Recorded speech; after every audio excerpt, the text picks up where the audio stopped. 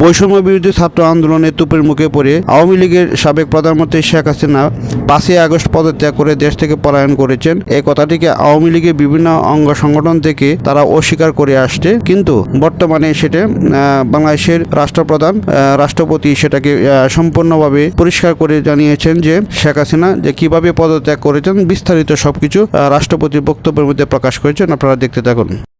প্রিয় দেশবাসী, আসসালামু আলাইকুম। আপনারা জানেন প্রধানমন্ত্রী শেখ হাসিনা রাষ্ট্রপতির কাছে পদত্যাগপত্র জমা দিয়েছেন এবং আমি তা গ্রহণ করেছি। প্রধানমন্ত্রীর পদত্যাগ ও বৈষম্য বিরোধী ছাত্র আন্দোলনে সৃষ্ট পরিস্থিতিতে বঙ্গভবনে 3 বাহিনীর প্রধান এবং বিভিন্ন রাজনৈতিক দলের নেতৃবৃন্দ, সুশীল সমাজের প্রতিনিধি ও বৈষম্য বিরোধী ছাত্র আন্দোলনের কয়েকজন সমন্বয়কদের সাথে আলোচনা হয়।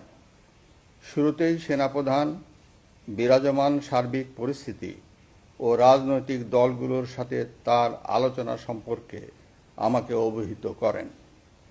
রাজনৈতিক নেতৃবৃন্দও এ সময় তাদের বক্তব্য তুলে ধরেন। সভায় বৈষম্য বিরোধী ছাত্র আন্দোলনের নিহত শহীদদের স্মরণে শোক প্রস্তাব গৃহীত হয়। এছাড়া জরুরি ভিত্তিতে একটি অন্তর্বর্তীকালীন সরকার গঠনের সিদ্ধান্ত নেওয়া হয়। সকল দল ও অংশীজনদের সাথে আলোচনা করে গঠিত অন্তর্বর্তীকালীন সরকার যত দ্রুত সম্ভব নির্বাচনের ব্যবস্থা করবে। বৈষম্য বিরোধী ছাত্র আন্দোলন ও বিভিন্ন মিথ্যা মামলায় আটকসহ সকল বন্দীদের মুক্তি দেওয়া হবে। বৈষম্য বিরোধী ছাত্র আন্দোলনের নিহতদের পরিবারদের ক্ষতিপূরণ প্রদান ও আহতদের সুচিকিৎসার প্রয়োজনীয় সকল সহায়তা দেওয়া হবে। সর্বসম্মতিক্রমে বিএনপির চেয়ারপারসন বেগম খালেদা জিয়াকে মুক্তি দেওয়ার সিদ্ধান্ত নেওয়া হয়। প্রিয় দেশবাসী, আমি দেশের আইন শৃঙ্খলা পরিস্থিতি স্বাভাবিক করতে এবং লুটতরাজ ও ধ্বংসাত্মক কর্মকাণ্ড বন্ধ করতে রাজনৈতিক দলগুলোর প্রতি আহ্বান জানাচ্ছি।